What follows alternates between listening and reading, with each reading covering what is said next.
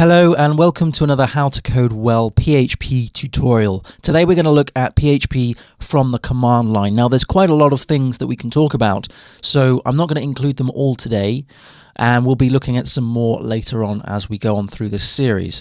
But today we're going to focus on actually finding out the configuration of the PHP that we're using, see what modules that we're using, and also delve into some of the functions and some of the classes that we've got. So the first thing that I've got going here is the command line, and if we did a PHP -v, we can see the version. So -v is version. We could also do PHP version if we wanted to do the long argument as well, and that's going to get the same thing. So today I'm using PHP 7.1.1. I'm actually using a Mac for this, and I've got Homebrew, so I've got different variants of PHP installed, but today I'm just going to focus on this one here. So one thing that is constantly asked is how much memory do you use on your scripts? Maybe there is a script that needs to have lots and lots of memory and stuff. So there is a way of finding out the configuration that we've set for PHP, and if we did PHP -i like so, then that's going to get the ini file. That's going to get the values of the ini file, and if we press enter, we can see that we have a whole list. If I scrolled up here, a whole list of values. So this is basically the output of the PHP ini, and somewhere in here is about memory, and you've got all the xdebug stuff and bits and pieces like that. Let's scroll all the way to the bottom. An easy way to solve that, if I was just to clear that down, an easy way to get the value that you're after is to do PHP -i and pipe that to grep. So here we can do grep, and I better put in a space, pipe that to grep, and then put in memory, right? So that's going to get everything that is related to memory. So it's going to search the string memory, and it's going to get anything that has the word memory in that ini file. So if I press enter, we can see that the memory limit, which is usually the one we're after, the memory limit is set to 128 megabytes, that is. Excuse me. We've also got other bits and pieces collecting memory statistics as well, because that has the word memory in it. So we were looking for anything with memory.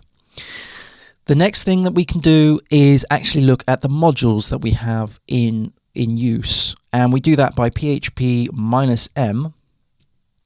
And again, we have a whole long list of modules that are currently installed. So all the XML stuff, all the PDO bits and pieces, and so forth. So what we can do, if I was to clear that out, I don't know if this is actually on screen, but okay, so what we can do is actually do what we did before with the ini file and grep that. So grep for a module that we currently after. So if we did PHP -m, pipe that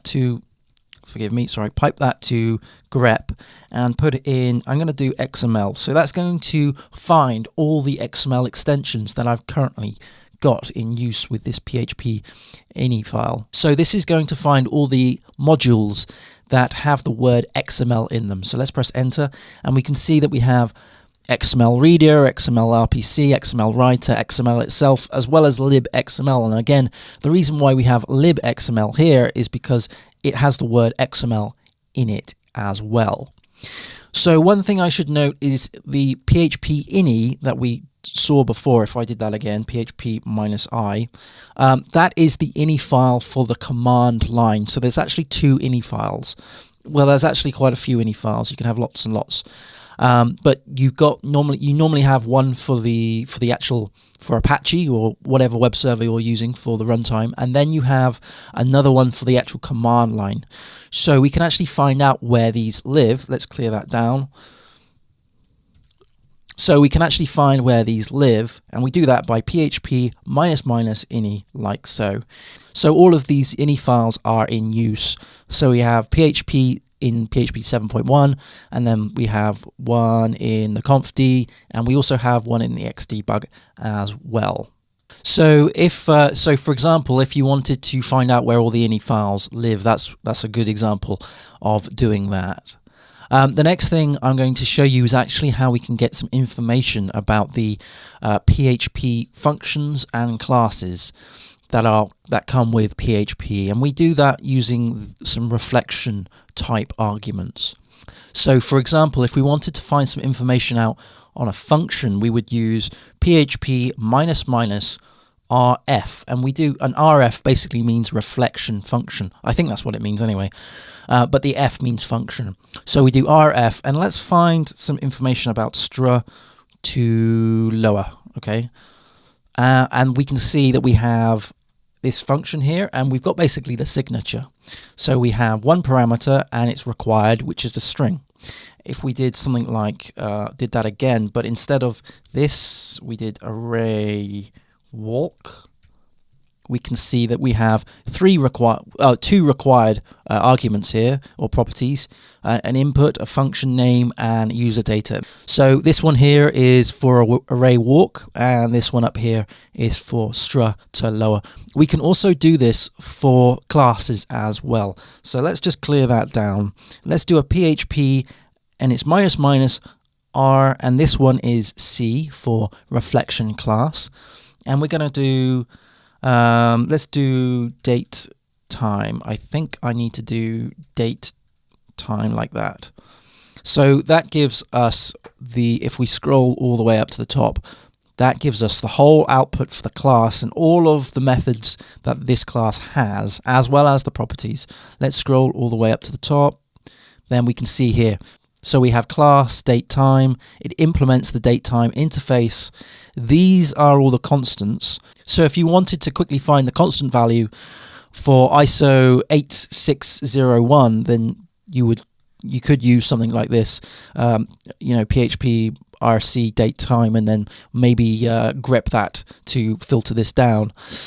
So we have this constant here, and we've also got a bunch of static methods, other methods and properties and so forth. So this is very handy for analyzing classes and stuff from the command line. I'll just do an example. Let's pull this one out. Let's grab that. Let's copy you. Let's clear this down. So I'm just going to do clear here. Let's do PHP. Well, let's just go up here and then pipe that to grep. Whoops. Put in the ISO, and we can see that we suddenly have this output. So a very quick way of just finding out the format of this date time feature. This is a very underused feature of PHP, the command line. It's very, very handy to just find some quick tidbit information out on PHP functions and classes. So I'm going to leave it there, but I'm going to continue looking at the PHP command line stuff in later tutorials. But if you found this one useful or helpful in any way, do give it a thumbs up, do share it around to others that might find it useful as well. If you haven't done so already, please do subscribe, because I do a tutorial like this every Tuesday and a web chat every Friday. So I've been talking about freelance and other bits and pieces in web development that I'm passionate about. So do check those out if you can. Thanks ever so much for watching. Happy coding, everyone, and I shall speak to you again soon. Cheers. Bye.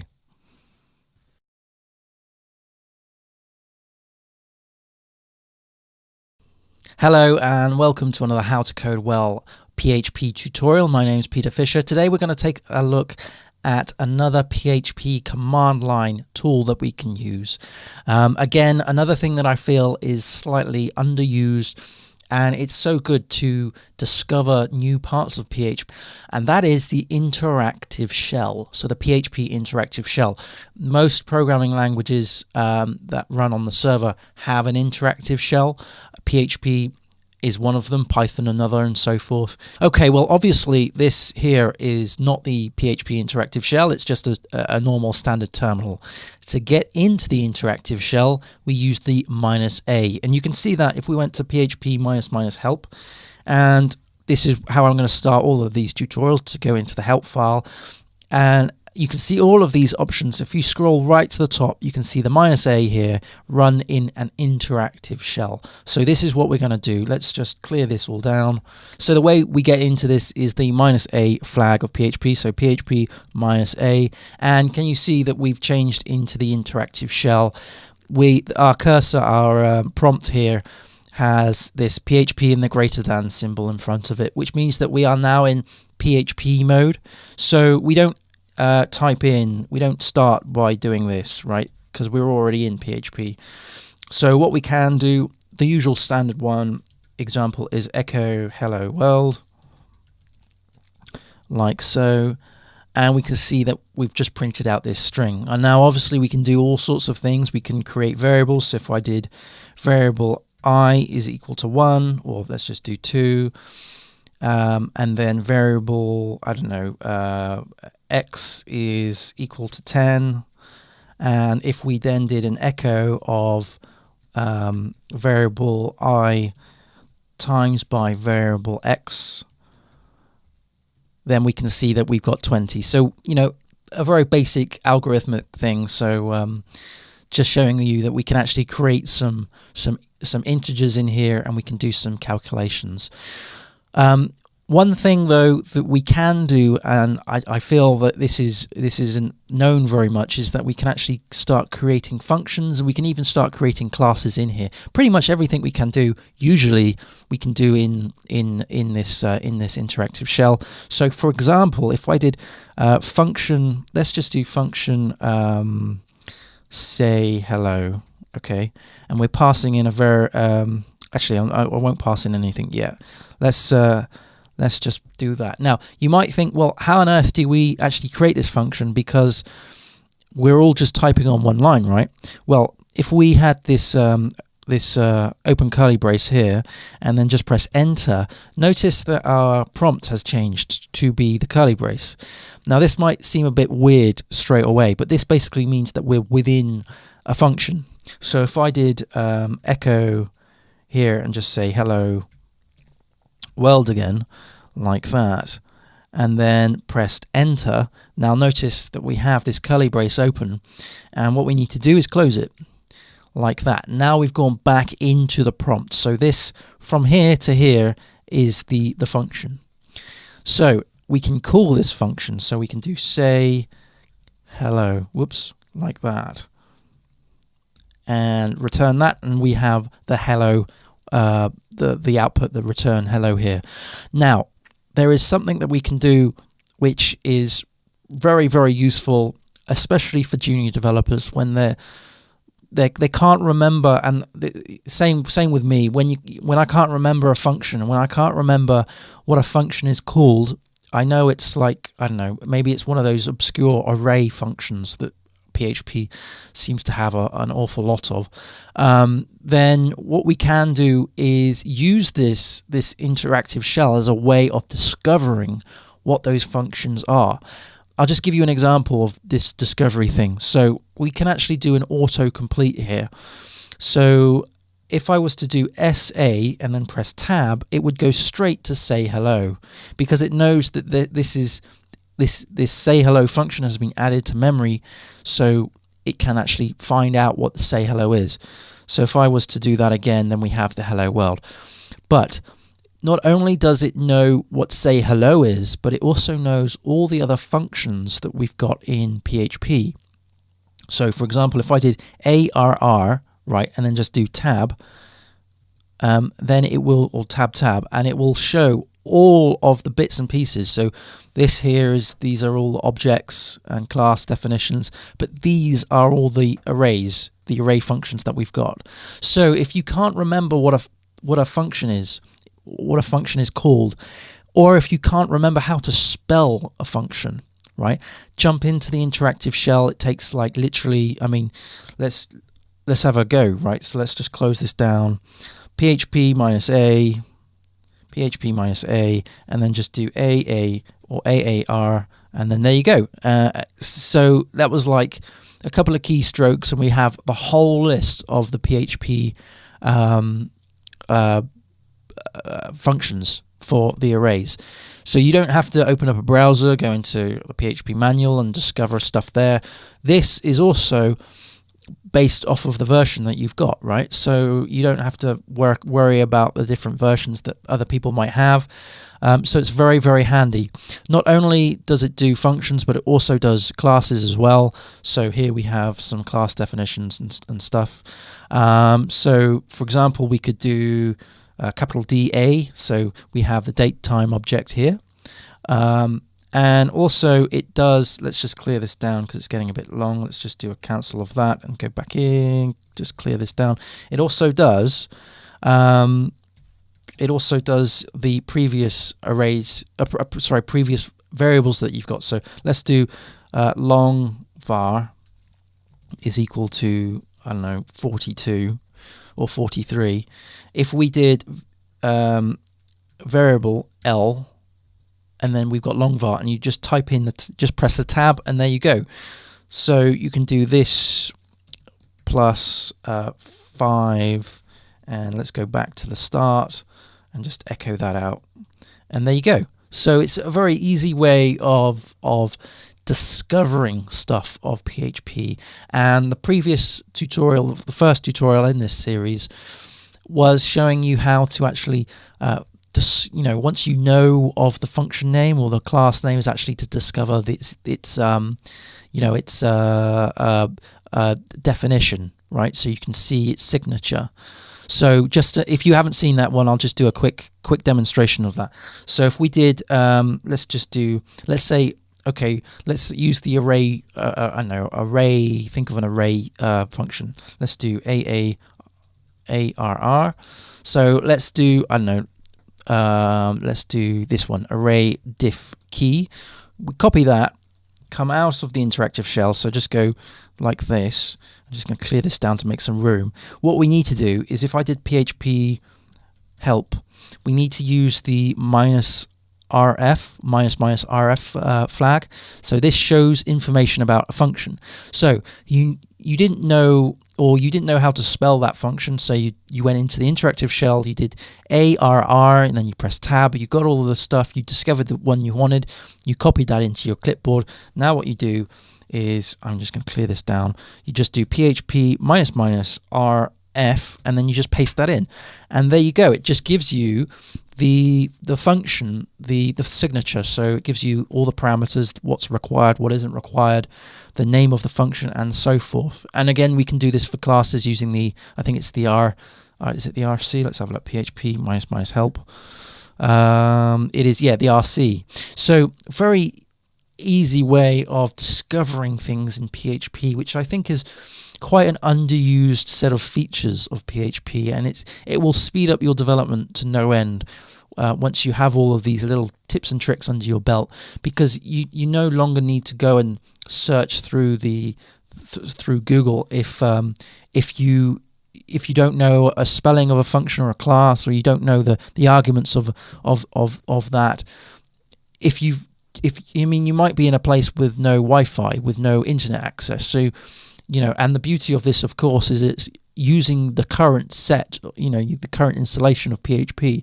You're not having to worry about, is that version on the internet that I'm reading about the same as the version that I've got here? So that is PHP -a. Let's clear this down. PHP -a. So that's the interactive shell. If you've got any comments, questions, or queries on this, then do let me know. Put them in the comment section below. But if you found this helpful, if this has interested you at all, then do like the video, give it a thumbs up, do share it around to others that you might think will find this helpful as well. If you haven't done so already, please do subscribe, because I have a tutorial like this every Tuesday, and I've also got tutorials on Docker, on HTML, on MySQL, and other bits and pieces as well. Also, on a Friday, I do a web chat, and recently I've been talking about freelance with web development, and the future of web development, and so forth. So do subscribe to check that out. Thanks again for watching. Happy coding, everyone. I'll see you again in the next one. Cheers. Bye.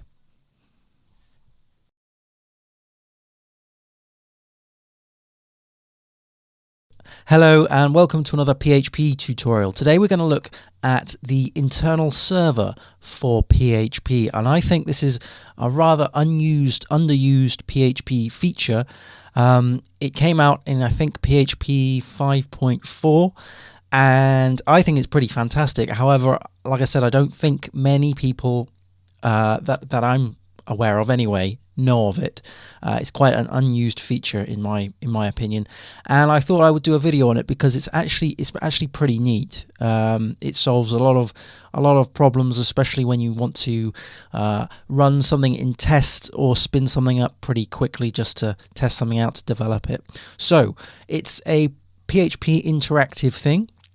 So you need to set it up in the command line, which is what we've got running here. Let me just start this up, and if we can do PHP -- help to bring up the help file, and I'll scroll up a little bit.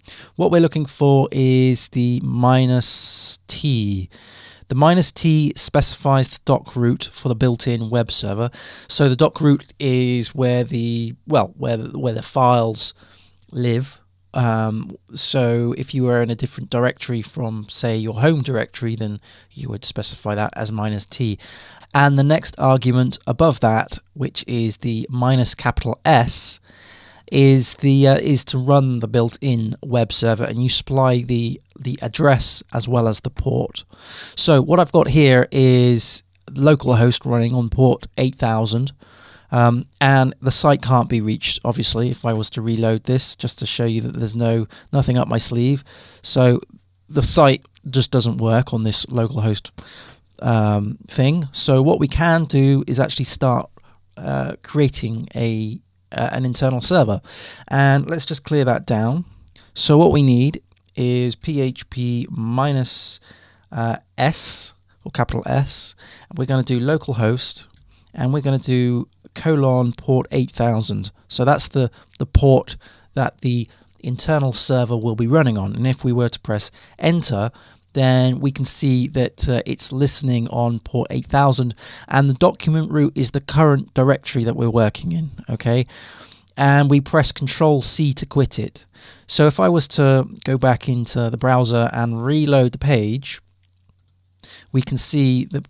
Let's just move that over a little bit. It's not found. So that is the default page, if you will, of the internal server. So if I was to go back into the command line, we obviously don't have any PHP in this directory, in this current working directory.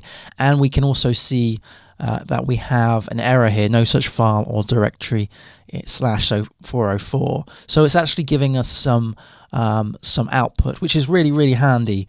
So what I'm going to do is actually create some basic PHP files, and then we're going to basically create a little mini website, I suppose. So I'm just going to create a new tab in the command line, and where I am is here. So what I would like to do is just list out this directory, go into tutorials, go into PHP, and then I'm going to create a new directory this time. We're going to do we're going to do PHP CLI, and then in here, CLI, we're going to do another one. I'm just making this up as I go. Internal server, like so. So this is going to be our root directory. So if I was to cd into that, and I'm just going to clear down the screen, do a pwd. So this is our new working directory that we will supply to this internal server when we run it. And what I'm going to do, is just close this down. Let's do a Control-C to stop the server. Go back into here. Let's just bring that over here a little bit. Refresh the page, and it goes back to what it was. So what I can do now is go back into that tab, do a pwd, grab this as the document root, copy that, and then do let's just go up on that, do a -t because that defines the document root, paste that in. So the document root is now, the document root is now how to code well /tutorials.git /tutorials, PHP CLI, and then internal server. And again, if I went back to here and refresh the page, then we're going to get the same error. So now I can actually start putting stuff in here. So again, if I go back into this tab, so we can't do anything in this tab because this is listening. This is the internal server is listening for files and so forth on here. because it's going to spit out the standard output, the errors and so forth. Let's just create some files. So a quick and dirty way of doing this is just do echo. I'm going to just do an echo of, PHP, and I'm just going to do a PHP info like that. Close PHP down, and I'm just going to stream that to a file called, let's just do index.php, because that's the index file. So what that's doing is it's just basically echoing out this statement here, which is just the usual PHP info. So that's going to give us the usual reading when you do PHP info. That is going to echo that and stream that as standard input into this file. The file doesn't exist because I've just created this directory, so it'll create the file for me as well as put in this content. So if I was to run that, and just to prove we've got that, we do ls, and if I did a cat of that, then we can see that that is the output. So now if I go back into this browser, let's bring that over here a little bit more, refresh, then it's because it's the index.php, that is the default page, if you will, if you got an index.php file in there, then it'll pull that out. So this is the output of PHP info. So if we scroll down, we can see all the bits and pieces, so all the configuration malarkey that you usually get in the PHP info. So another thing that we can do is, if we roll this back a little bit, go back into here, is we can actually see that this is coming back as a 200. So we can actually see the requests going in, or I should say the responses from the requests. So we've gone to / and we've got a 200 OK. So that's the server code. Beforehand we had a 404 and that was the problem. So we've got this this index.php file in here, which just has, like I said, this PHP info output, but let's actually do something a little bit different. Let's just do let's go back up on here.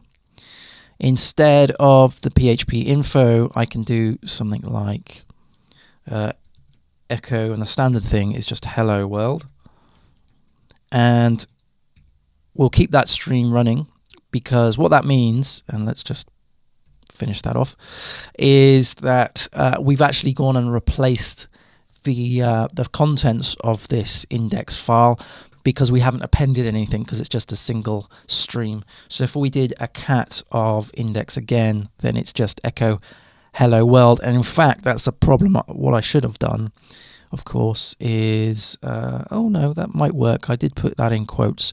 Maybe I need to do this as single quotes like that. Let's do that and do a cat. Yeah, so now that's in single quotes. Beforehand it wasn't, so that would have thrown an error, because that would have said that would have been a constant, and it's not. So that's a string now because it's in single quotes. So if we went back to here, refresh this page, then we should just see this hello world. Let's just bring that up a little bit so you can see it. Hello world output. So you can see that this is a very easy way of just bringing up a web server, right? So this is very handy if you've got all sorts of tests that need to be run, or if you're debugging and you don't have a web server running, then you can just spin this up pretty quickly. Obviously this isn't robust enough to be used in production, but it's certainly good enough for testing things out, and just testing the requests out. So for example, if you were creating a bunch of routes, if you were creating a bunch of controllers and so forth, and you wanted to see what pages were accessible, then you could use this, run a crawler over it, and just view the output, because the output, like I said, see here we have a 200 OK. Let's do something slightly different. Let's actually throw an error. So let's go into here. I'm going to clear this down a little bit, and then let's go into here, and let's just bring that down a little bit so we can see it a little bit more. Let's just bring that out. There we go. Okay. So what I'm going to do is we're going to do instead of a hello world, I'm just going to throw an exception. So we're just going to do a throw new exception like that. And so this should So let's just go something has gone bang, bang, like that. Okay, so this this should throw an error in that output. So let's run that. Whoops, sorry. What I should have done. Let's go back up. Oh, sorry. Let me just do that again. That hasn't worked. So let's do a throw new exception. There we go. And I'm just going to do a test like that. Okay, right, let's just cat that out just to make sure that we have that is working. That looks fine to me. So if we now did a refresh on this page, it should throw a fatal, right? So it should throw a fatal. And it's saying that it can't find, it's, you know, on index.php on line 0. So if we went back into here and went into there, we can see that we actually have the error. Now this is really important. This is very, very useful because you can see the line numbers. You can see that it threw it on line 1. You can see the file that had the problem. So if you were to if you wanted to quickly test some code, then you could, or if you wanted to crawl over a load of pages, then this is pretty good, because you can just spin this internal server up, write a crawler script that crawls over all the links and just goes through each one just to make sure that nothing falls over. You've got no 404s, no 500s, and you could even like cat this out into some other script. So you could listen to this from somewhere else. So if you were just interested on how many pages 404'd or how many pages did a 200, this is very interesting, very, very useful for when, let's say, you take on a project, right? You take on a project and you don't know how bad maybe it's a legacy project, and you just don't know how bad the project is. If someone tells you that the project's full of bugs, but they can't tell you, or these pages just don't work, some of these pages don't work, and you don't know, they can't tell you a measure of how many pages don't work, then this is a good way of spinning that up. So you could spin up an internal server, and then you could just run a crawler, so another script that runs over the internal server on this local host, and you could just either watch the output or spit this output somewhere else, so you can get a proper readout of how many pages return a 200 and how many pages don't. So it's very, very handy. I mean, obviously you don't have all the nuts and bolts and bells and whistles of other type things, and this is, like I said, this shouldn't be used in production, but it's very, very handy, and I do feel that this is a very underused piece of kit that PHP has inbuilt. So I'm just going to go through the commands again. So let's just cancel that out and clear this down. So the commands that we used was the -S, and you're defining the local host, so that's the address, and that's the port that you want to use, as well as the -T, and the -T is the document root. And again, if we don't supply the -T, then it will use the current working directory as the document root. So that's how you use the internal server. I'm going to leave it there, but if you've got any comments, questions, or queries on that, then do put them in the comments section below, and I'll try and get to them as soon as I can. If you found this helpful, useful, or anything, then do give it a thumbs up, do like it, do share it around to others that might find it useful as well. Do subscribe if you haven't done so already, because I do a tutorial like this every Tuesday, as well as a web chat every Friday. And the talks so far have been about freelance, they've been about my opinions with web development, where the future's going, and so forth. So do check those out if you haven't done so already. And obviously the tutorials on the Tuesday, we've got PHP, we've got some HTML, we've done some MySQL, and we've even done a course on Docker. So do subscribe to check them out as well. Thanks again for watching. Happy coding, everyone, and I will see you again in the next one. Thank you. Bye.